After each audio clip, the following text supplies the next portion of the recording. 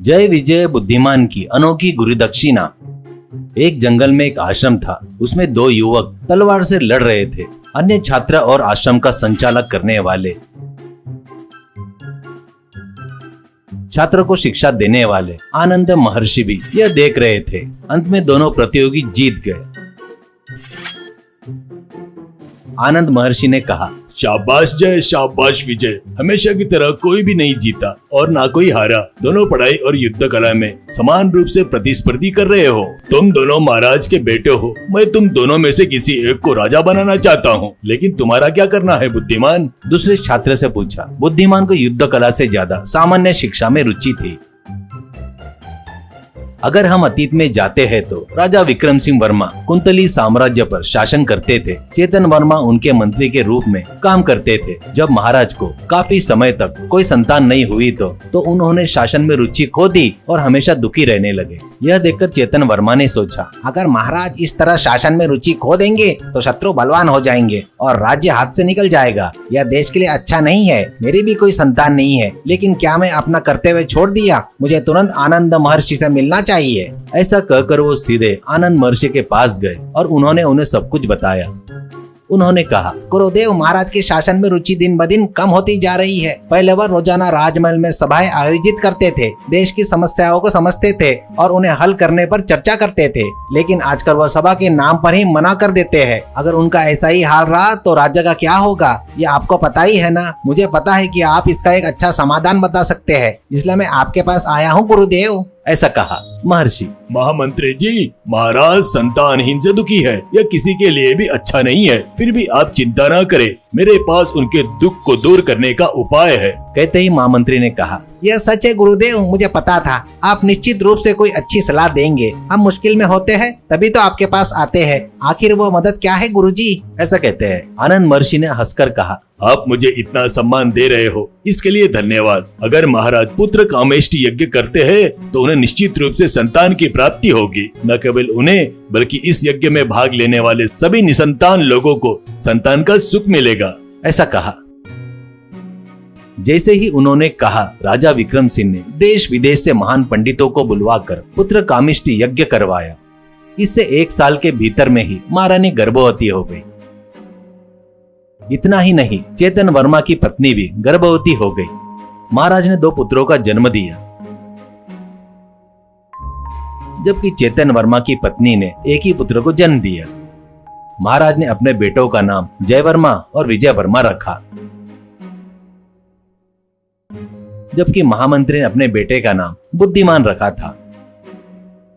5 साल बीत गए। एक दिन चेतन वर्मा ने कहा, अरे महाराज, बच्चे बड़े हो रहे हैं, अब उन्हें शिक्षा दिलाने का समय आ गया है। मेरा विचार है हम अपने बेटों को आनंद महर्षि के आश्रम में भेजना चाहिए और उन्हें वहाँ सभी विद्याएं सिखानी चाहिए। आप क्या सोचते हो महाराज? ऐसा कहते ही महाराज ने जवाब दिया, मैं भी यही सोच रहा हूँ। मेरे पिताजी ने मुझे वहीं दाखिला दिलाया था। अपने महान गुरु से शिक्षा प्राप्त करना हमारे बच्चों का सौभाग्य समझना चाहिए। मैं अपने बच्चों के साथ साथ आपके बेटे का भी दाखिला दिलवाता हूँ। तीनों मिलकर विद्या ग्रहण करेंगे। ऐसा कहता है।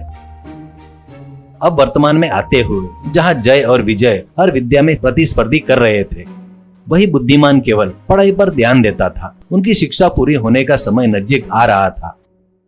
एक दिन महामंत्री चेतन वर्मा आनंद महर्षि से मिलकर महाराज की बात बताई और चले गए।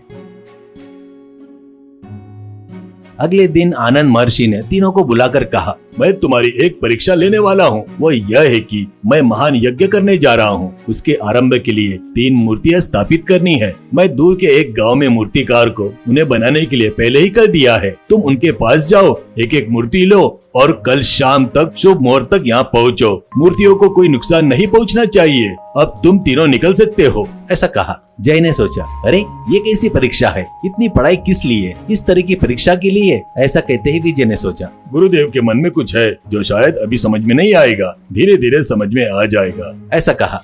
लेकिन बुद्धिमान सोच में पड़ गया।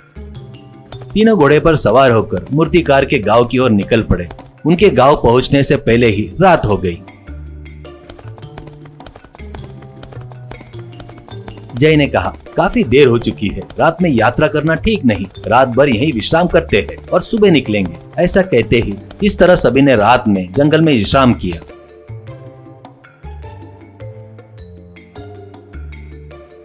सुबह जब तीनों चलने के लिए तैयार हो रहे थे, अचानक घुड़सवार डाकुओं ने उन्हें घेर लिया। जय ने कहा, इतनी हिम्मत कि हम वीरों के पास आओगे, इन डाकुओं को सबक सिखाना होगा। और उसने अपनी तलवार निकाली। जैसे ही विजय ने भी अपनी तलवार निकाली, बुद्धिमान ने कहा, अरे रुको विजय, हमें अपना लक्ष्य नहीं भूलना चाहिए। गुरुदेव ने बताया मूर्तिकार से मिलने के लिए हम में से कम एक के तो बिना एक पल गवाए तुरंत निकलना चाहिए। मैं यहीं रहकर जय की मदद करता हूँ, तुम आगे बढ़ो। विजय तुरंत अपने घोड़े पर सवार होकर तेजी से गांव की ओर निकल पड़ा। जय और बुद्धिमान के सहयोग से उन्होंने सभी डाकुओं को भगा दिया।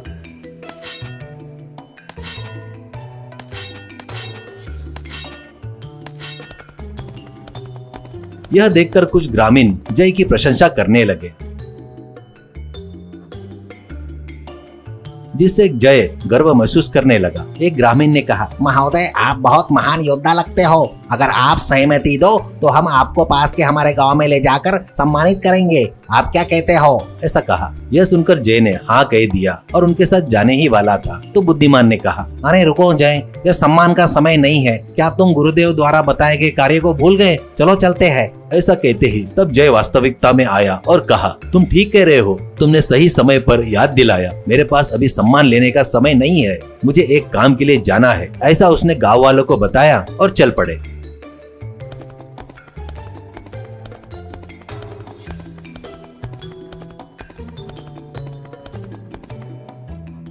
इस बीच विजय मूर्तिकार से मिला और कहा, कलाकार जी, वो दोनों डाकुओं से लड़ रहे हैं। समय बीत रहा है, इसलिए मैं अकेला आया हूँ। अगर आप मुझे 3 मूर्तियाँ दे दो तो मैं सावधानी से ले जाऊंगा। ऐसा कलाकार से कहा। ठीक है बेटा, लेकिन इन्हें सावधानी से लेके जाना। अगर इन्हें कोई नुकसान हुआ तो ये स्थापना के लिए काम नहीं आएंगे। तब तुम्हारे गुरुदेव बहुत गुस्सा होंगे, ध्यान रखना। कहकर मूर्तियाँ विजय को सौंप दी। इस तरह विजय तीनों मूर्तियों को लेकर वापिस चल पड़ा।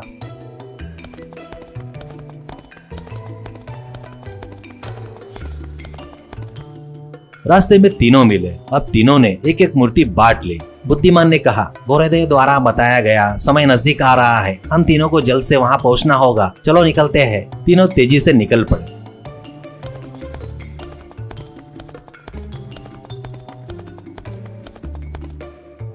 रास्ते में एक जगह पर एक अंधा बूढ़ा आदमी खड़ा था। तभी दूर से एक रथ तेजी से उनकी ओर आ रहा था। उसमें कोई भी नहीं था। शायद घोड़े किसी चीज से डरकर भाग रहे थे।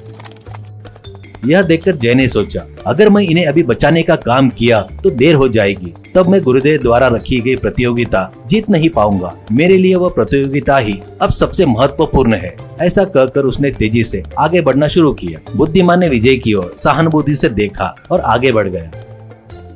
विजय ने सोचा, जिस तेजी से रथ आ रहा है ये उनके नीचे कुचले जाएंगे, ये तो पक्का है। अगर मुझे इन्हें बचाना है तो मूर्ति फेंकना ही पड़ेगा। अगर मूर्ति को नुकसान हुआ तो वह स्थापना के काम में नहीं आएगी। इससे गुरुदेव नाराज हो सकते हैं, लेकिन प्राणों से बढ़कर मूर्ति की स्थापना महत्वपूर्ण नहीं है। मुझे इसे बचाना ही होगा। ऐसा कहकर उसने मूर्ति नीचे फेंक दिया और तेजी से घोड़े पर उनके पास पहुंचा और एक हाथ से दोनों को किनारे पर धकेल दिया। रथ तेजी से आगे निकल गया। जब वह मूर्ति लेने के लिए गया तो टूटी हुई थी। यह देखकर वह बहुत ही दुखी हुआ। इस बीच एक ग्रामीण ने बूढ़े को बताया कि कैसे वो बच गया है। विजय अपनी टूटी हुई मूर्ति लेकर चलने लगा। बूढ़े लोगों ने कहा, बेटा, हमें बचाने वाले आपका बहुत बहुत धन्यवाद। अगर आप यहाँ आ जाओ तो हम आपको धन्यवाद दे पाएंगे। उन्होंने कहा, लेकिन विजय उनकी बातों पर ध्यान दिए बगैर आगे बढ़ गया। इस तरह वह आश्रम पहुंचा और टूटी हुई मूर्ति लेकर गुरुदेव के पास आया। गुरुदेव दोनों की प्रशंसा कर रहे थे, जबकि विजय अपमानित महसूस कर रहा था और सिर झुकाकर खड़ा था। तभी रथ में महाराज और महामंत्री वहां पहुंचे। दोनों ने आनंद महर्षि के पास आकर उनको प्रणाम किया। उन्होंने कहा, महाराज, मैंने जो परीक्षा ली थी उसमें विजय सफल हुआ, इसलिए वो राज्याभिषेक के लिए योग्य है। महाराज ने कहा, गुरुजी, मैं यह पूछ रहा हूँ, इसके लिए नाराज मत होना। मूर्ति टूटने के कारण ऊपर से देर पहुँचने वाला विजय ही कैसे प्रतियोगिता जीता है? ऐसा कहते ही चेतन वर्मा ने कहा, अरे महाराज, मुझे गुरुदेव की युक्ति समझ में आ गई। गुरुदेव के आदेश को वेद मानने वाले जय ने केवल मूर्ति पर ध्यान दिया, लेकिन विजय ये जानते हुए भी वह परीक्षा में हार जाएगा। मूर्ति की स्थापना से ज्यादा प्राण को महत्व दिया। उन दोनों को प्राण से बचाए। मूर्ति को जो हुआ वह उन बूढ़ों को नहीं होना चाहिए। इसलिए उसने जानबूझकर हार कर जीत हासिल की है। ऐसा कहा आनंद महर्षि। हाँ महाराज, प्रजा के प्राणों से बढ़कर राजा के लिए कुछ भी महत्वपूर्ण नहीं होना चाहिए, इसलिए विजय राजा के लिए योग्य साबित हुआ। लेकिन जय भी कोई कम नहीं है, वह वीर है। उसने मेरे भेजे हुए डाकुओं का अच्छे से सामना किया और भगा दिया, इसलिए वो सेनाध्यक्ष के लिए योग्य है। और अपने काम करते हुए जिसने इन दोनों को सही समय पर सही सलाह दी, वह बुद्धिमान महामंत्री पद के लिए हर तरह से योग्य है। अब से आप दोनों इन पर राज्यपाठ का भार सौंपकर आराम से विश्राम करो। वो सुनकर महाराज और महामंत्री काफी खुश हुए। राजा, अरे वाह महर्षि, आप कितने बुद्धिमान हैं। मैंने मेरे बाद इन दोनों में से किसको राजा बनाना करके पूछा तो आपने इनमें प्रतियोगिता रखी। इसमें आपने महाराज के लिए और सही पदवी के लिए आपने सही लोगों को चुना है। काफी खुशी हुई। ऐसा कहा महामंत्री। मेरे लड़के को भी महामंत्री घोषित करने के लिए आपका चरण स्पर्श। एक बाप होने के नाते और मुझे क्या चाहिए। ऐसा कहा। इस तरह विजय सेनाधिपति और जय राजा बनकर अपने बुद्धिमत्ता से कुंतली साम्राज्य को अपने पिता से भी अच्छा पालन पोषण करके अच्छा राजा कहलवाया।